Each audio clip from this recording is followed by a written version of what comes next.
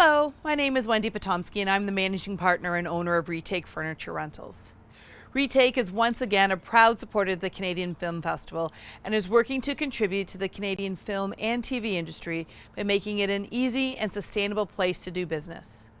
Retake provides sustainable short and long-term furniture rental options to meet production schedules and product needs. Retake also understands the importance of set design and the dynamic nature of the film and TV industry, which is why we created a company to specifically support Canadian filmmakers. Retake can assist you in setting up your production office with sustainable alternatives to keep your team working safely as we all head back to work. We use sustainable approaches to minimize product going to landfill, which means any product supplied by Retake is helping to support the circular economy. Our in-house upholstery services can tailor our product to meet your set design requirements and match your color schemes. Contact us to discuss your office furniture needs. Our goal is to help you get back to work as safely and efficiently as possible. Stay safe, everyone, and enjoy the films and shorts at this year's Canadian Film Festival. Celebrate Canadian filmmakers on Super Channel Fuse with an exclusive homegrown event. I'm ready. Go. The Canadian Film Fest presented by Super Channel brings this year's festival into your home for a second year as a virtual experience. Goodbye. Every Thursday, Friday, and Saturday night until April 18th, enjoy the premieres of indie films and shorts from critically acclaimed and up-and-coming Canadian producers and directors. And this is where the donkey starts talking. Immerse yourself in this inspiring and spirited event, both on air and online, with live Facebook Q&A sessions that follow the films. Makes sense. Start it. Experience the Canadian Film Fest, proudly presented by Super Channel.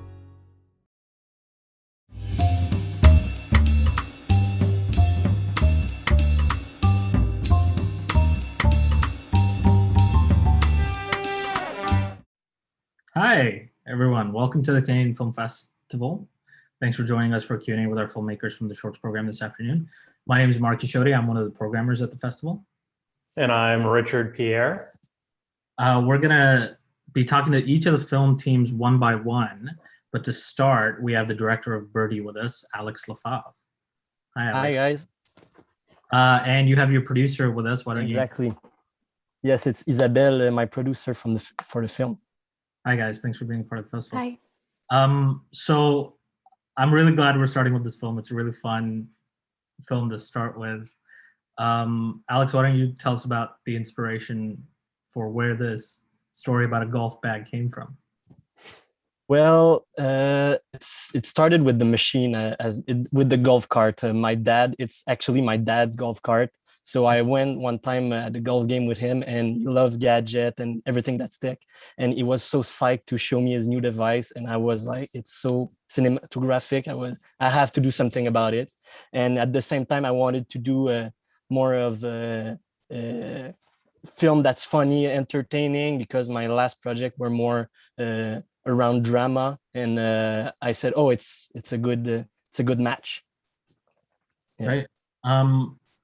What I love about it is the shift in perspective that it has, because it starts off with the guy and, you feel like it's his story, but then suddenly it shifts to this golf club. And one of my favorite things in any film is anytime directors can give personality to an inanimate object, which is what I loved about this. And this golf bag has a very long journey. You're taking it to a lot of places. So Isabelle, maybe this is a question for you in terms of the production.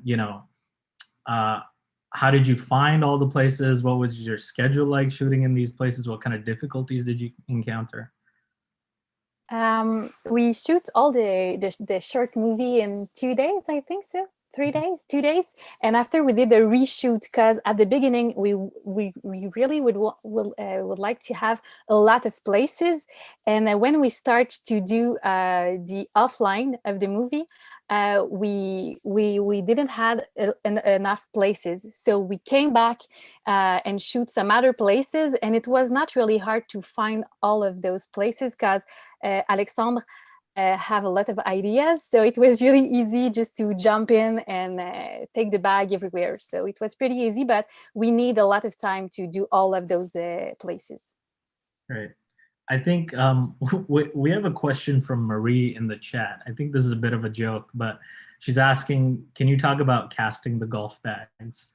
But it was a real thing though, because I was like on the Kijiji page and marketplace, and I was like scrolling for several months just to find the bag that has the personality that we wanted. We wanted to have something more vintage because it also represented the golfer, but we wanted to have like facial expressions. So with the artistic department, we wanted to create something. It's not big. It's subtle, but like there's a pocket that's open that we wanted to make like a sort of mouth or something like that. But we found the bag on Kijiji, and when we found it, it was like, okay, no, this is the one that we were looking for. Fantastic! You knew it when you saw it. Yeah, exactly.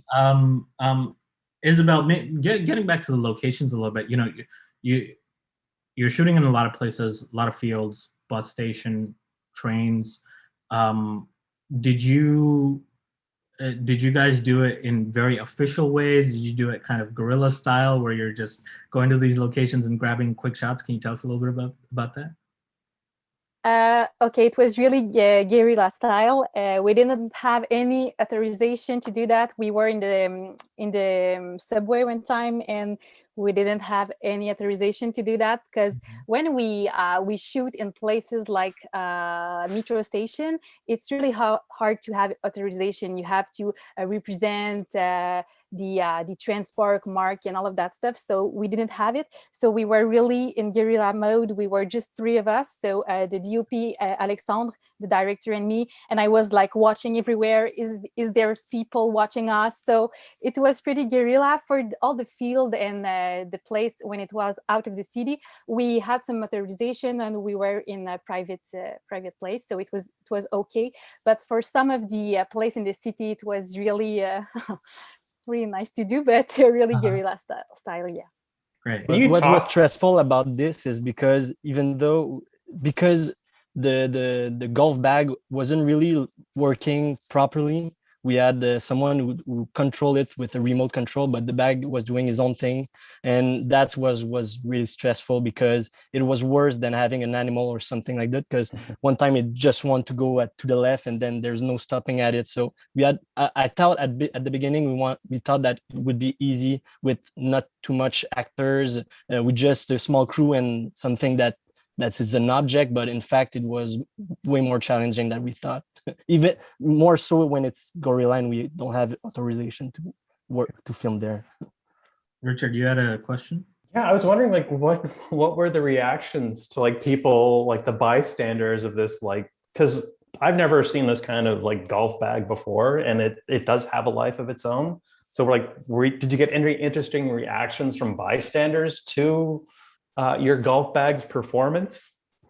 Yes, there was a lot, and there's a sequence that is not in the movie, but we shot in a skate park with a lot of skaters around, and we wanted to just travel around there. And we had some hecklers, we had some people that were really interested in it and want to touch it, but the majority were just didn't know what they saw. It wasn't like extra alien way of something that's not there, and that was one of the concerns, because we didn't want it to be a too big shock for the audiences when it starts to move. So it was in post-production that we decided to show the bag moving in a lot of scenes before it escaped, because we didn't want to be like just so mind-boggling that it doesn't do the effect that we wanted.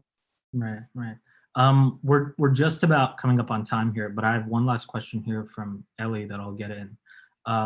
Can you talk a little bit about the music and the score? Because the music, you know, does a big job of setting the mood and is a big part of it. So can you talk a little bit about where the music came from and how you? Yeah, we work with Pierre-Olivier Bolduc, who's the instrument is a pan drum. So it's really like a meditative way of music, and it's what we wanted with the music is something to be. It would be the same music that I would use if it was a real human, and to give like a credibility or realistic way, and that's like the distance between the two, treat something absurd but in a realistic way. That's what I wanted to do.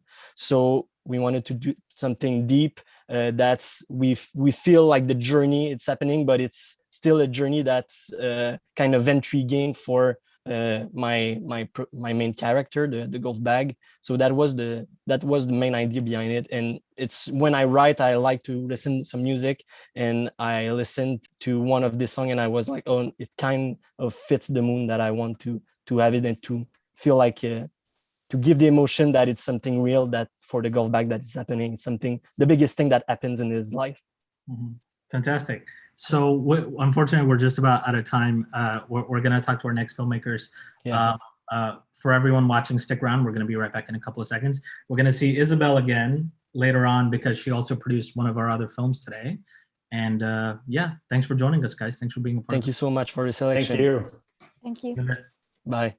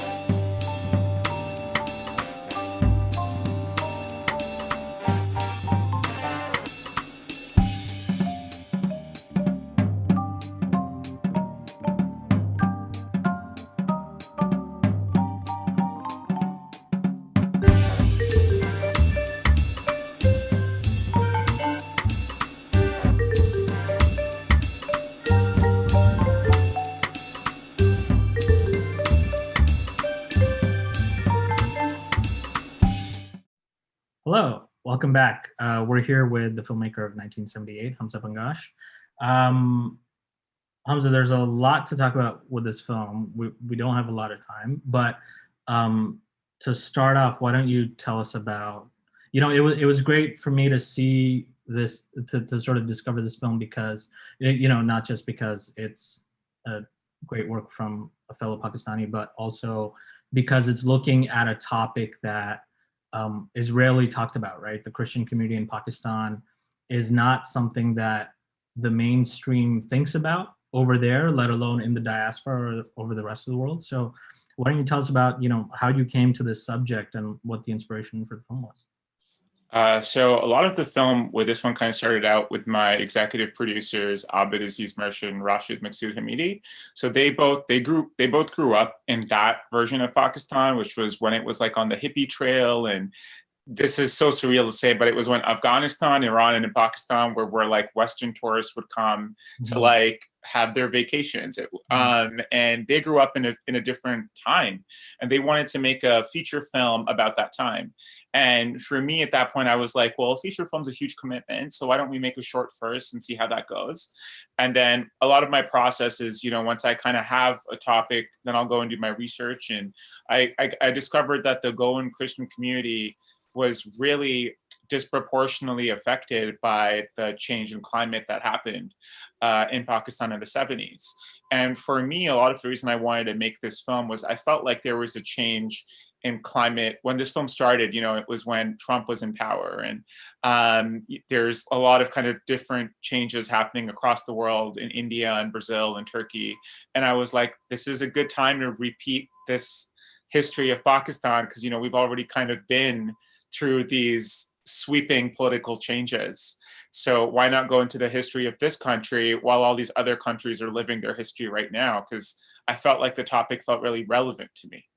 And so would you say that the response to this film is motivation to make that feature? Definitely. Also realizing just how expensive it's going to be, because this was my first time making a period film, and we went like way over budget, and I didn't really realize like how expensive it is to like make a period film. So it's incentive, and also now we have a more practical idea of how to make that feature. Because initially when we were discussing it, I was like, oh yeah, I can probably make it, for this much. And having made the short, I'm like, it's going to be a really expensive movie to make. Right. You know, I also love just the punk personality of it, and I love that it's thinking about religion as culture as well. You know, it's confrontational about the politics of Pakistan, but it's also thinking about this main character and what he's going through. You know, he's not the kind of character you expect to be talking about in a religious context, right? But he's kind of forced to take on that role. Can you talk a little bit about, you know, you talked about the inspiration for it, but I would also love for you to talk about the research process for this. You know, when you were learning about the history around that, was this a community that you already knew a bunch about? Was this something that you had to learn about? And what were the kind of nuances that you discovered there about that? I mean, I love what you said about religion as culture, because for me, and for the vast majority of people I know, religion is just like decided at their birth, right? Like they're born into that culture. So I think it's really interesting when it's like, oh, you know, your Muslim identity, well, you're born into it, or your Christian identity, you know, it's not necessarily an identity that you choose for yourself. So you know, that was something I didn't realize was what we were doing until the film was made, you know? And for the process of making this film was my producer and a lot of my friends are from the Goan Christian community. Okay. And so she kind of, my producer, Carol Nerona, she, like I spoke with her dad, and then she introduced me to a bunch of people from the community, a bunch of the musicians who were affected, because basically in '78, the nightclubs were closed down in Karachi, and Karachi was kind of like Beirut or Dubai, where it had a really rich nightclub scene. That's the city that the film is based in. And all these Christian Goan musicians who are like the backbone of that industry were suddenly overnight unemployed. And now Canada is actually one of the places where there's a huge Goan Christian community. They all migrated to Toronto or Miami. I ended up meeting a bunch of these musicians who decided to stay on in Pakistan, and they continue to perform over there, and they continue to have gigs, but everything is now kind of just done in secret. And that's when I met Norman D'Souza, who inspired the character of Lenny. And he told me what he went through, and I was just like, you know, there's a story. That's such an interesting story. So, you know, I took that back, and then I blended it with some of my own experiences as an artist in Pakistan. And that's how we came up with the character of Lenny D'Souza. Because with Norman, you know, he never gave up. He kept performing despite the vast differences and where Pakistan is now versus where it was then. And I mean, I'm going to plug this a little bit. Now we're doing a Kickstarter to help Norman record a new album as through this film, you know, because it's like, it's never too late to keep the rock and roll spirit alive.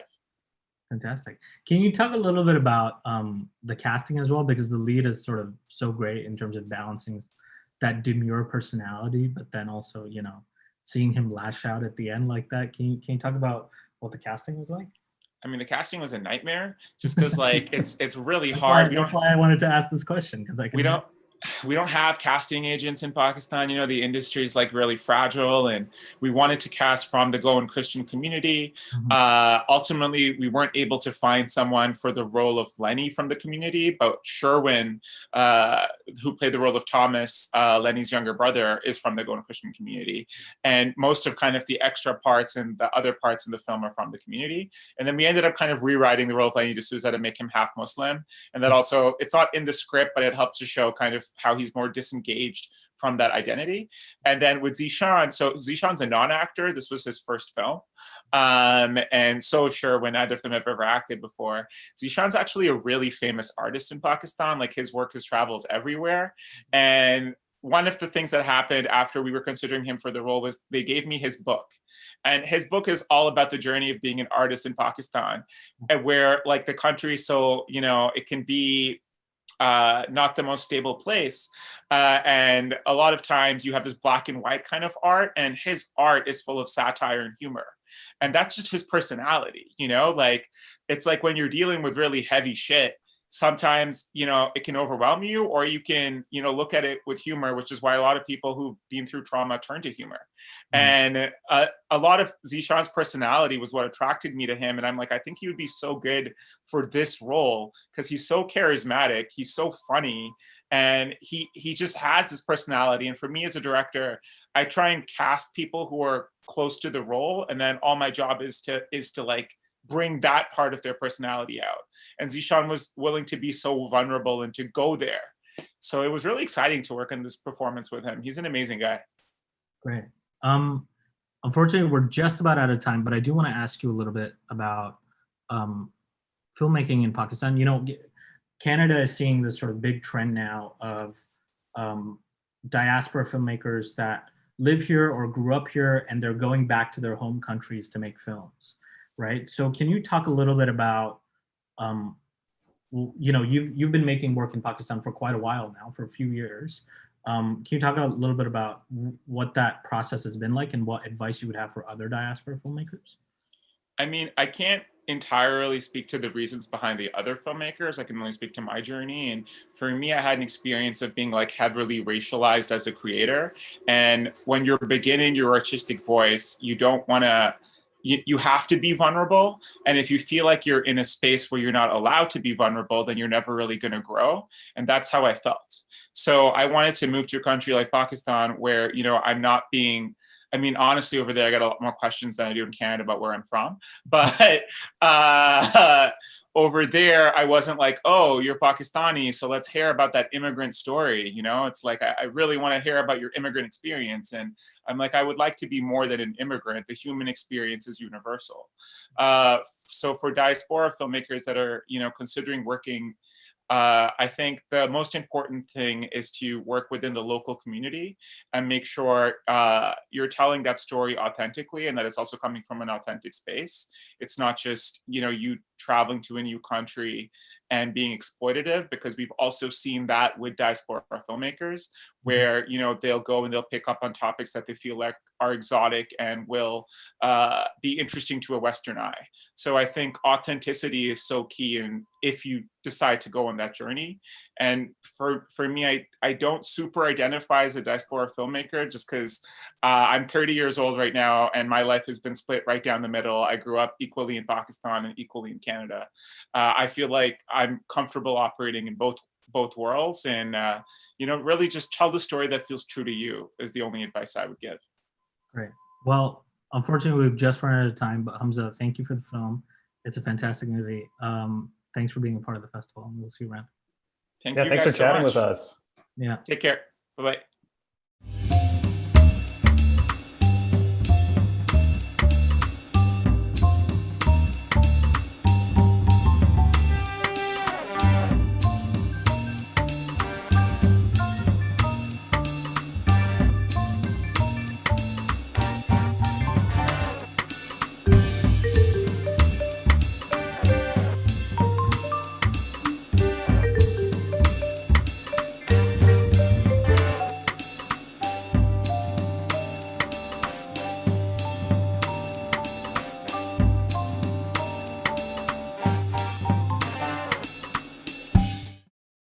Hi, welcome back. We're joined by the director of Nothing to See Here, Gabrielle. Thanks for being with us. Thanks for being at the festival.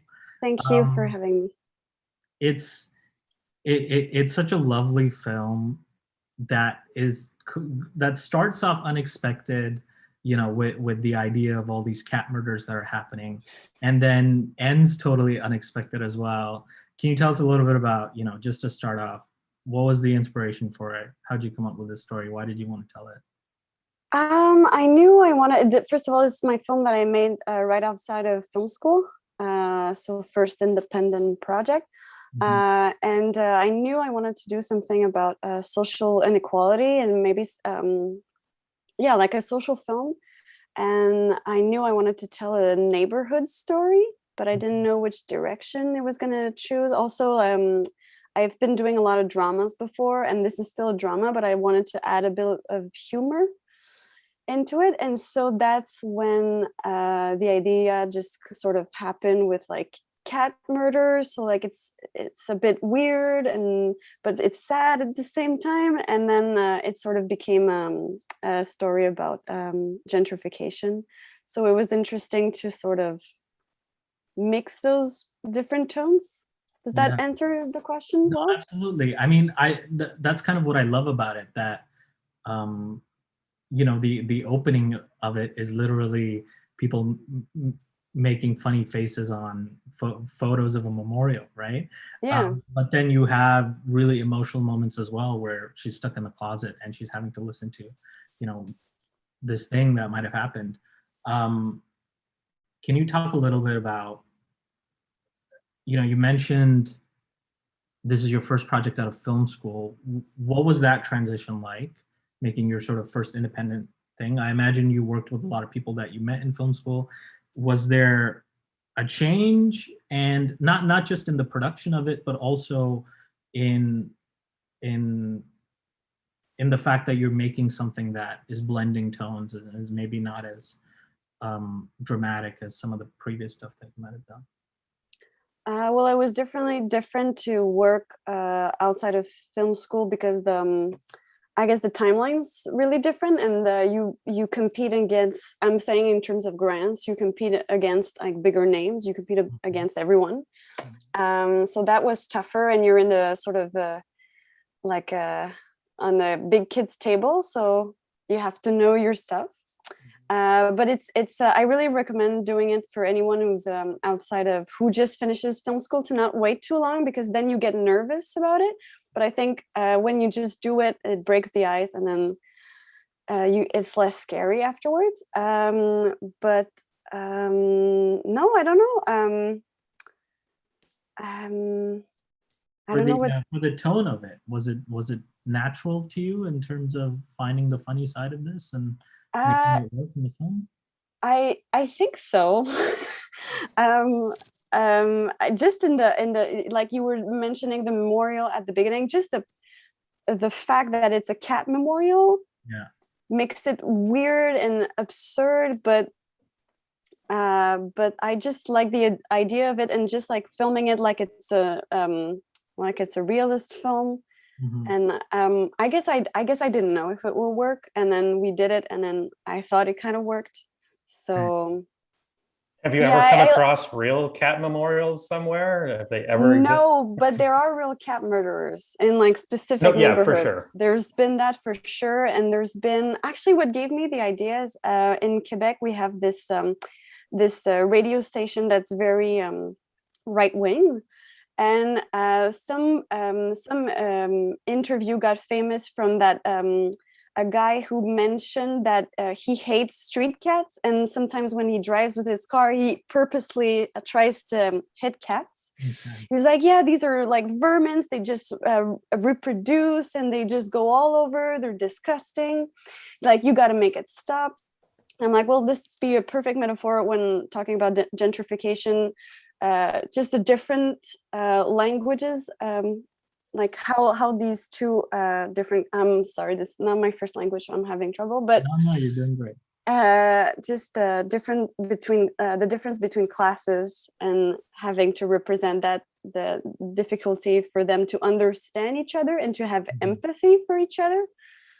So I guess that's what that's kind of, you know, what was so wonderful about it as well. You know, it's one thing on the surface, but then it's something completely different underneath.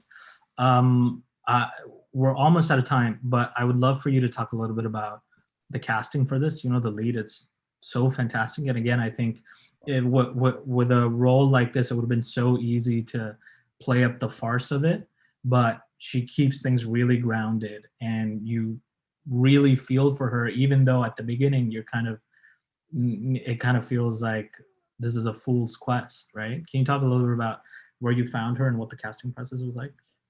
It's an actress I met on another project, and when I met her, I immediately thought to myself, oh, I need to make a film with her. She's so good. And we sort of built the character together. I wanted her to be included in that process.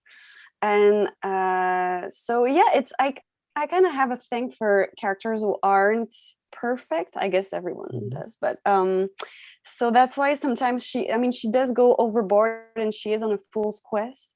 And she does, I wanted to create all these other characters that she's sort of pushing away, like her girlfriend. I think she's gonna lose her girlfriend because she's being really not understanding. She's losing her job too.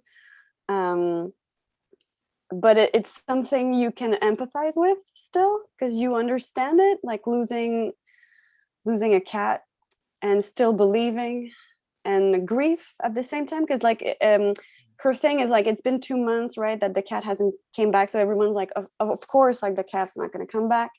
She's like, I don't know for sure, so I want to make sure that if she's still out there, I need to get her. And so Vanessa and I, we both agreed that we needed to make this sort of complex character, but she did an amazing job to portray her. So I wish we could talk more, but unfortunately we have to move on to the other films as well. Thank you for joining us, Gabrielle. Thank you for including your film in the festival. And thank you. Take care. Thanks.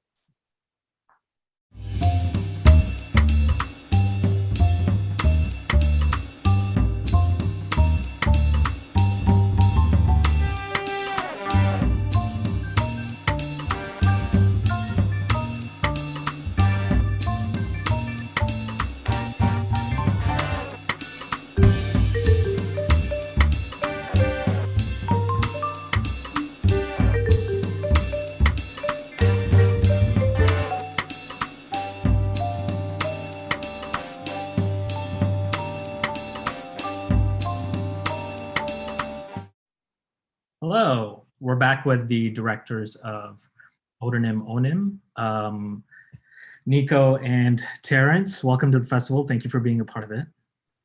Hey, hi, thank you. You know, what's so wonderful about this film is it's so brief, but there's so much to talk about it, especially the fact that you two have worked on it together.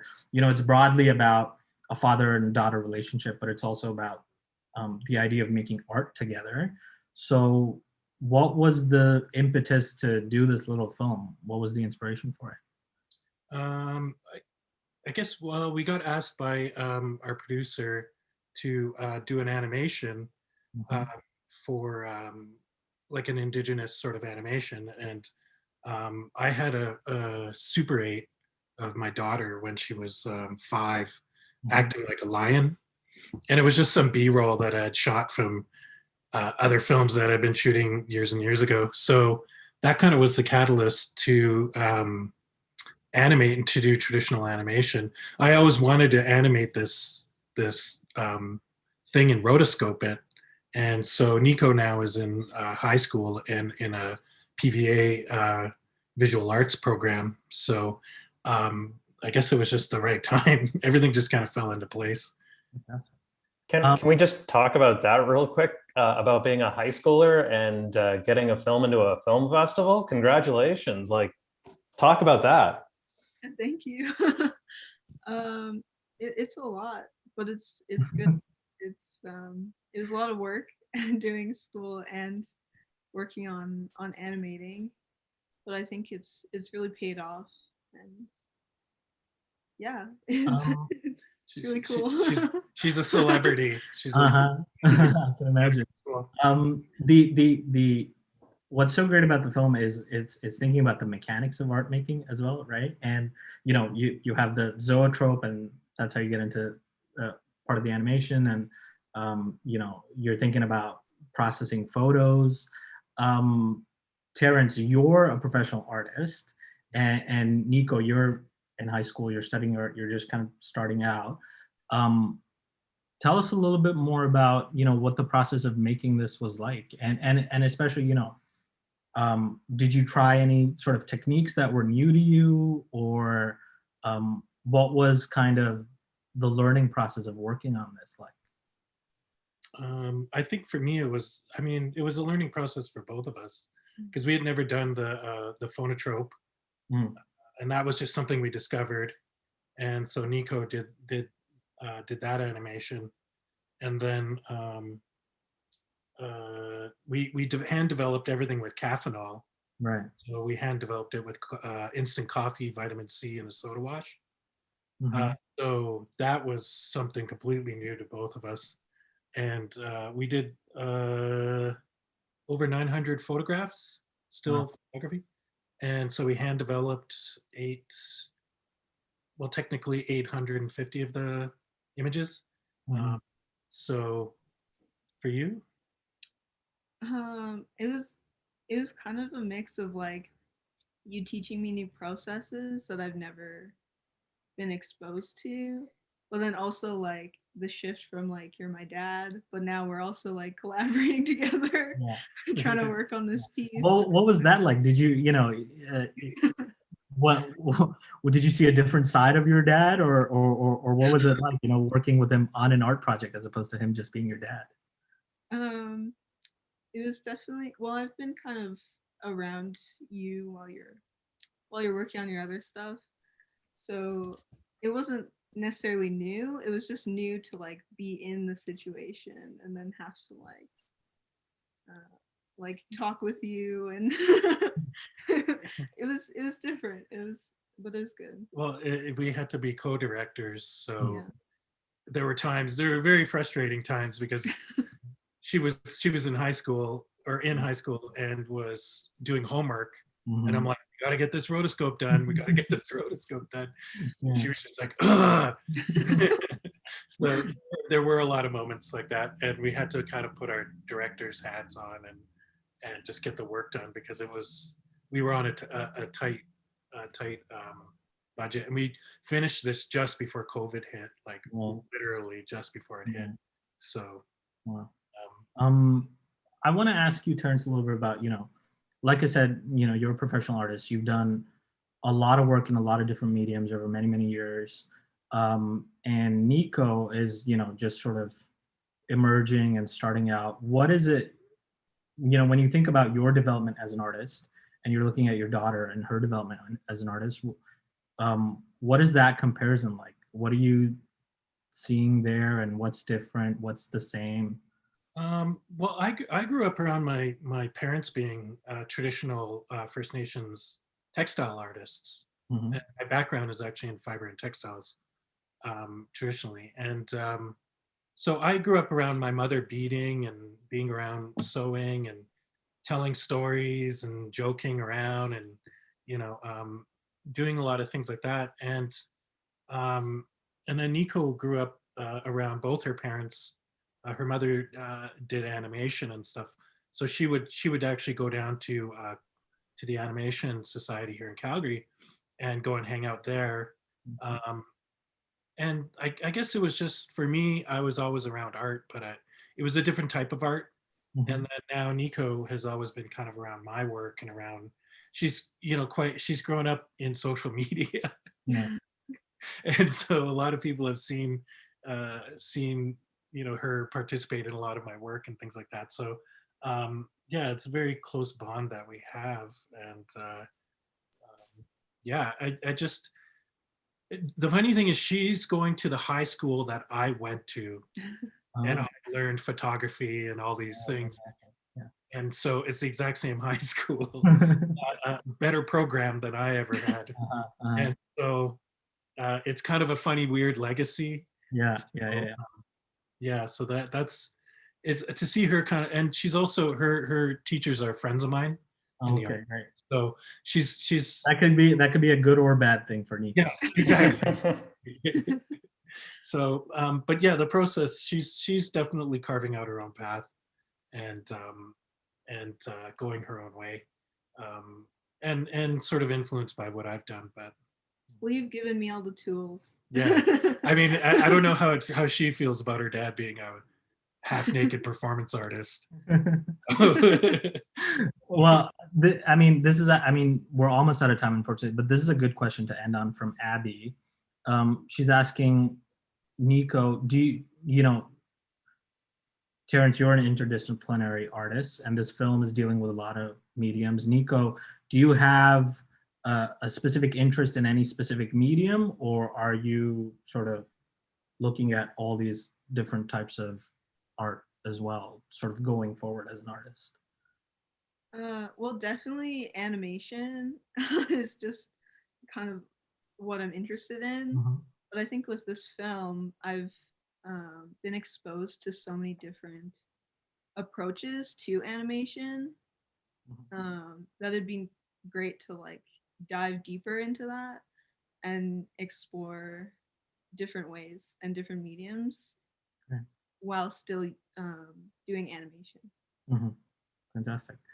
Okay, so unfortunately that's all the time we have, but we want to thank you guys for being a part of the festival. It's a beautiful film, and we'll see you soon. Take Thank care. you. Thank you. Thank you. Thanks. Take care. Yeah.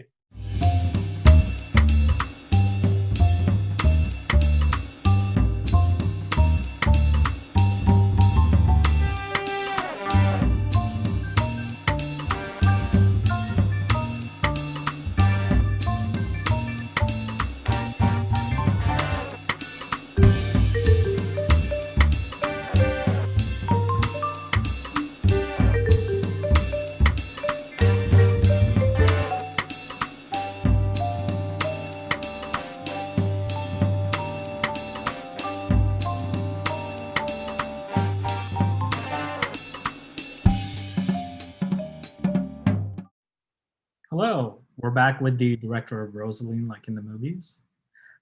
Sarah, thank you for being part of the festival. How are you? I'm very good. Thank you so much. It's so nice, this film festival. Great. I really love this film just because it's one of my favorite things in movies, when movies that are thinking about the boundary between fiction and reality, but also thinking about the effect on actors and what goes into the idea of playing a role. So I would love for you to talk about, how did this come about? What was the inspiration for it? At the base of this project is Louise Portal, the main actress, who approached us because Louise is also a writer, and she wanted to adapt her short stories, Roseline. So she approached me and the producer Dominique Dussault to see if we were interested. So the story at the basic was about an actress who found the son that she gives to adoption. So that was the story that Louise brought. So me to put myself into it and to take a part of it as my own. I always loved this, as you said, this boundaries between fiction and reality and the making of film into the film. So because the main character was an actress in the film, it was just the perfect setup to like play with what's going on in the role that she's playing and her real life. And that's also something that many actors have told me in reality, that sometimes they play a role that totally connect to what happened in their life at this moment. So it was all connecting. Yeah, and it's thinking on so many levels. It's thinking about that, but it's also thinking about the industry and the kinds of challenges that actors face in terms of living their lives or having kids, and then how that conflicts with their careers.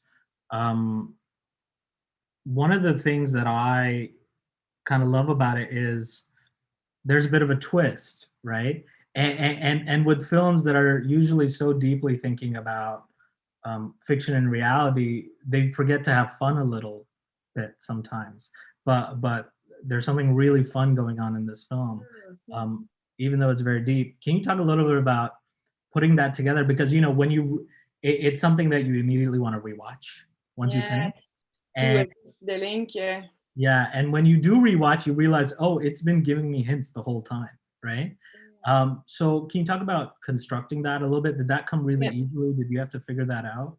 But at first, I wrote many versions of the thing because it was hard to present, and even for institution, like some adopt the film right away, and some other one like refuse like 6 times and they didn't see anything in it. So it was really depending on the institution. And seriously, I made many versions, and sometimes even on set, people were lost on what was the reality. Is it the real? Is it in the film or not in the film? So it was all confusing. And I even had other sequence that I had to totally cut because it was just going too far in like those meta physical thing. So I had to cut some, and I put humor everywhere. I like, even it's really dramatic, I always like to put a little inch of funny. So I'm really glad that you smile at some point, because it was a bit dramatic story to talk about, she give adoption thing. And also, as a woman, I often point like, oh, it's a woman subject, or it's like, so by making some funny things in it, and it can connect to every spectator, in fact. Yeah. I mean, yeah, it's quite light and funny in a way, but I also sort of love the explosion of drama, right? That scene where she is alone by herself it really hit me quite hard. So I think that balance in the film is really nice.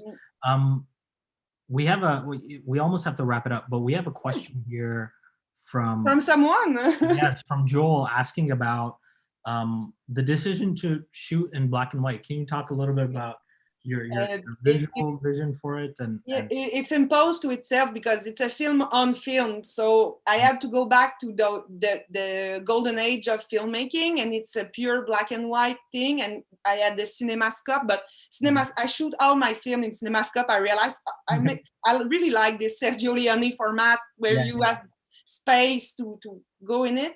And I just watched so many black and white film before, like Cleo 527 and all those, also all the Cassavetes film, where with the actress, I have a blind Cassavetes actress who's also his wife, because it really inspired the main character, Louise, because they look alike, you know?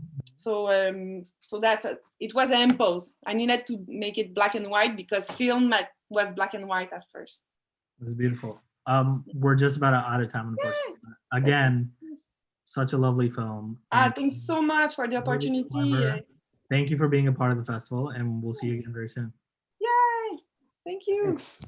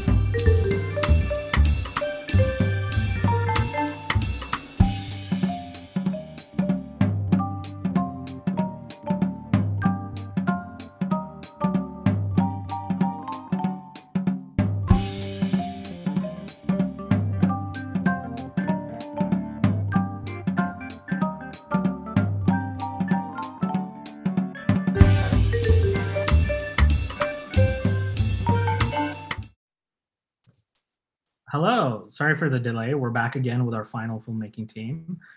We're joined by Sarah El Abed, who directed Ain't No Time for Women, and we're seeing Isabel again, who also produced this film.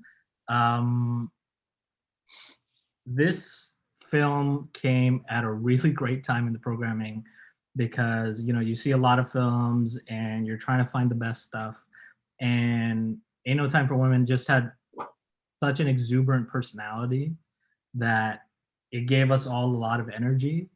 And you know, seeing those characters and meeting everyone in the film was so lovely. It's about women's engagement in politics, and especially you know, women in the Arab world and in an Arab context, and sort of going against all the stereotypes and images we have of women in countries like Tunisia. So Sarah, if you could just talk a little bit about, you know, how did this come about? How did it get started, and why you wanted to make this film? Okay, so first, thank you very much for your kind words. Every time I tell the story of how the film came about, I change the story. So because it's been a really long journey. I've always wanted to do a film about Tunisia just because I'm from there. I've immigrated with my parents when I was 9 years old. Mm-hmm. And I was always really fascinated about the vision of people in Canada of the Arab world. Since I left when I was 9, there was a lot of things that I haven't seen when I was there. And since Tunisia is so different than other Arab countries, I was kind of like really confused about the perception and the misconception that some of the people here have about the Arab world. Mm-hmm. So I always had like this, I always wanted to show like the reality that I grew up in. And then also always wanted to do a film in a hair salon. And then the revolution came about. So like, it was a lot of subjects that I was like, I wanted to talk about, but I didn't really know, like, I wanted to do a film in the hair salon and it was a fiction. And then I wanted to do something about the revolution and it was a documentary. And then like, and the revolution, like exploring it, I realized that why Tunisia was so different, different than the other countries in the way of like handling the Arab Spring was mostly because of its history that's really different from other Arab countries, and mostly because of its feminine condition, its relationship to the religion. Mm-hmm. So then it was like lots of subjects, and through discussions and research and reflection, it just came to me that I connected the dots and I just said, okay, well, let's do a documentary in a hair salon during the election. And that way I can like discuss about everything that I want to discuss about. Yeah, no, that's fantastic. Isabel, to bring you in on the conversation a little bit, you know, you produced this film. What was it like putting it together, you know, going to another country, making this movie? Talk to us a little bit about that and what the challenges there were. Yes, it was my first project. So at the beginning, when you start with the movie in another country, could be hard. And it was, but at the same time, Sarah had a lot of contact in Tunisia. So it was easy for us. Like, I feel like I was hosted by the Sarah's family when I arrived in Tunisia a little bit because her dad was at the airport. So it was really easy on a way. But in the other end, when we arrived in Tunisia, the security guard at the airport didn't want to let us leave with the camera's equipment. So at the beginning of the shooting, we were in Tunisia without any cameras. And we were afraid that we will not be able to bring the camera in because they said that we have to have a presidential authorization. But you know, I made my research before, and it was not written nowhere that we have to get an authorization about cameras from the president. So we were a little like stuck with this problem when we arrived, but we managed the thing because again, Sarah have a lot of really good contacts. So I could explain you the scene, but we put the photography director and the sound girl in the Airbnb after we went with Sarah in the car and we drive everywhere around in Tunis, and we finally found a girl because I don't know, Sarah, I don't know what's the link with you and this woman, but she have a cousin of an uncle of another, and she knows a little bit the president or people close to him. So we got kind of a little note on a paper, and it was not so clear, but we came back to the airport, and we were able to have our equipment back. But at the beginning, I was like, oh my God, we will not be able to have our cameras. So I was a little bit shocked about all this, like just this thing when we arrived in the airport. It's quite a way to start. Yeah. Sarah, if you could talk a little bit about, one of the things that was most interesting in the film was it is a microcosm of all the different opinions that are floating around in terms of the civilian population and how they view the politics of the country. The most interesting one for me was the young woman who's talking about voting for the Muslim conservatives, right? So I would love for you to talk a little bit about the generational divide there. If a lot of people think about the US right now and over the last 4 or 5 years and how polarized things are there, but it's specifically in Tunisia and specifically between the older generation and the younger generation, these older women have such a kind of shocked and explosive response to her. What is that relationship like between the generations in terms of the politics?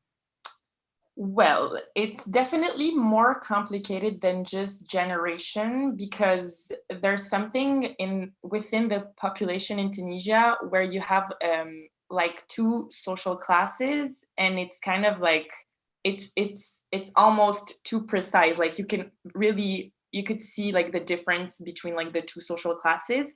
So this, like the women that the older women in the salon are coming from a certain social class where obviously like the last the previous like presidency was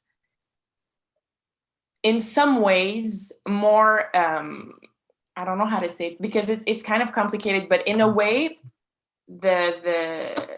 these old women, like they lived through something really different from what is going on now, but also were privileged.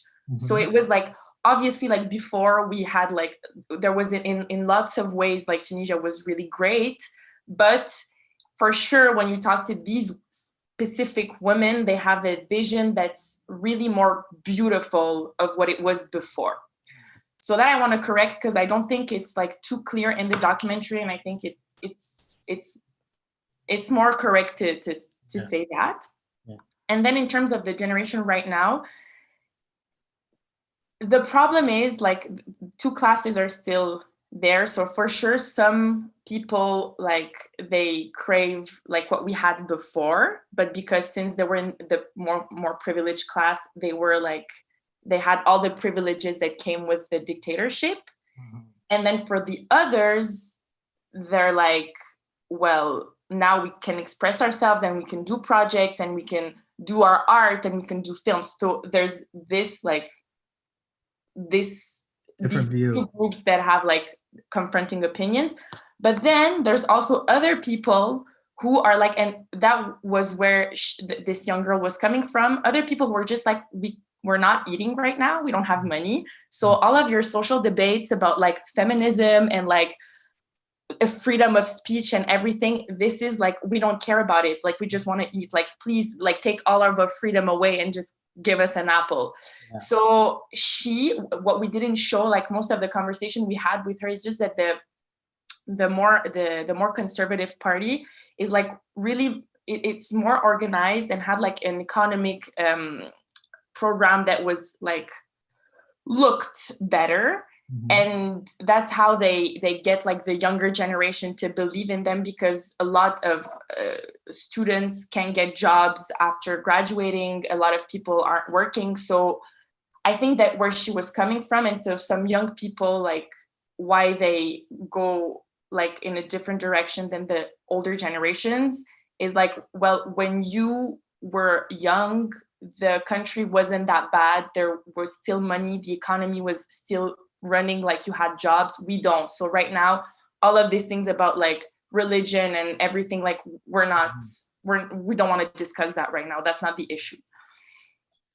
That's a lot. Yeah, it's kind of complicated. Yeah.